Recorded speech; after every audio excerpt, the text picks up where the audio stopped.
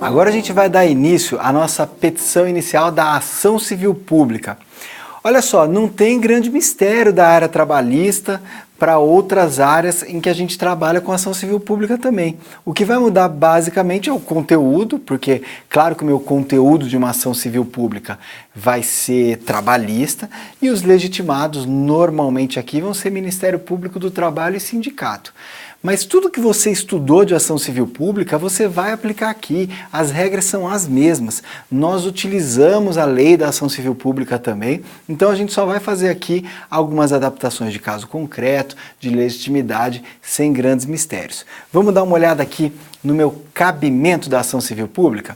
Anota. O cabimento é para reparação dos danos morais e patrimoniais causados ao meio ambiente e aos direitos transindividuais dos trabalhadores.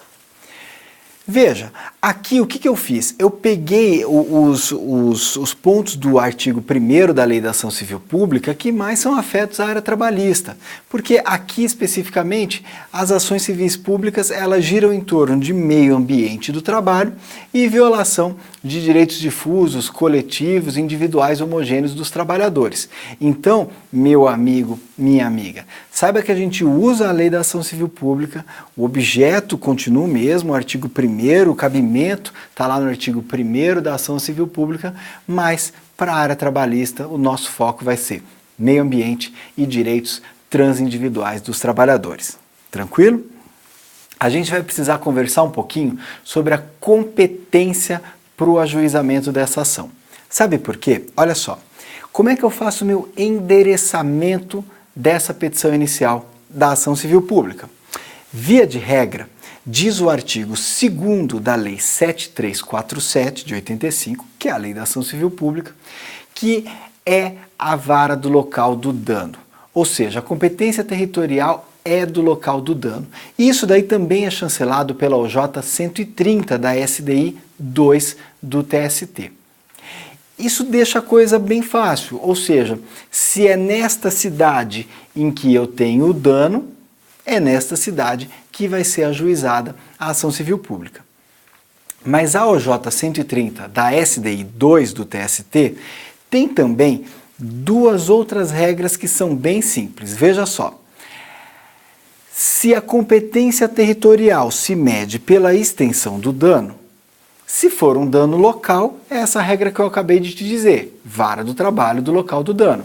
Agora, se for um dano regional, eu vou poder ajuizar essa ação civil pública em qualquer vara do trabalho da localidade atingida. Então, se atingiu 2 cidades, eu posso ajuizar tanto numa cidade quanto na outra. Se foram 3 cidades, numa cidade quanto na outra, não tem problema.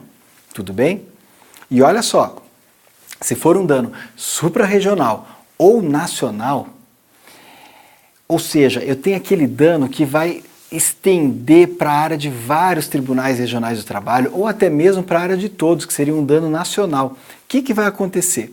Eu posso ajuizar a minha ação civil pública em qualquer vara do trabalho das sedes dos TRTs.